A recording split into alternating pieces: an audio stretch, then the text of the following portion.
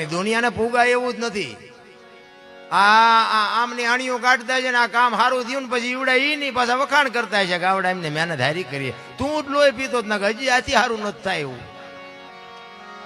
આ જગત બાપુ જગત ને ફૂગાયું નથી. એક બાપ દીકરો બે ઘોડું લઈને હાલ્યા જતા હતા ને તે છોકરો ઘોડા ઉપર બેઠેલો ને બાપો હેઠે હાલ્યો જાય. એક ગામ હતું, ગામના ચોરા પાસેથી નીકળ્યા એટલે ત્યાં રીધી સીધી બેઠી જ હોય વધારાની ગામની. એ નીકળ્યા ને બે બેઠા બેઠા શું વાતો કરે ખબર એ કે જોવા નાખો ઘોડા ઉપર ચડી ગયો એટલે ડોહાને બિચારાને હેઠો હલાડે અને શરમ નહીં આવતી હોય એટલે ગામ બહાર નીકળીને પછી એના છોકરાએ કીધું કે બાપા તમે બેસી જાઓ હું હેઠો હાલ્યો. બીજું ગામ આવ્યું ને એ કે ફૂલ જેવું છોકરું હેઠું હાલ્યું જાય ને ઓલો ગઢો આખો માથે ચડી ગયો. પછી બહાર નીકળીને કે બાપા એમ કરો ને બે જઈ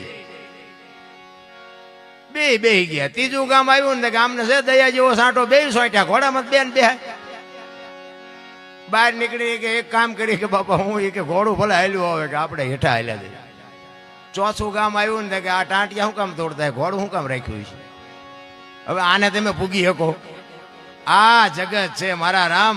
બાકી તમને મને મોકો મળ્યો છે ને એક ગોળ બંગાળનો રાજા ગોપીચંદ અને 92 લાખ માળવાનો ધણી ભરતરી જેથી સાધુ બન્યા ને અને નીકળી ગયા બધી સંપત્તિ છોડી અને શમશાનમાં હુતાતા અને શમશાનમાં બાબુ પાણાના ઓશિકા કરીને હુતા છે બે. અને ત્યાંથી બે બેનું નીકળી એટલે એક બેન પૂછે છે બીજી બેન ને કે ઓલા ગોપીચંદ ને ભરતરી કે આ બીજી બેન કે હા કે ને બધું છૂટી ગયું આમને હજી પાણાના ઓશિકાની જરૂર તો પડે છે. ભરતરી કે 92 લાખ માળવો જવા દીધું આ પાણાય જવા દે ને કે આ દુનિયાને હજી પાણાય નથી ગમતા. ભોય હુવારું ભૂખો રાખું શરીરની પડાવું ખાલ આટલું કરતા નો હાલ તો કરી દઉં પછી ન્યાલ.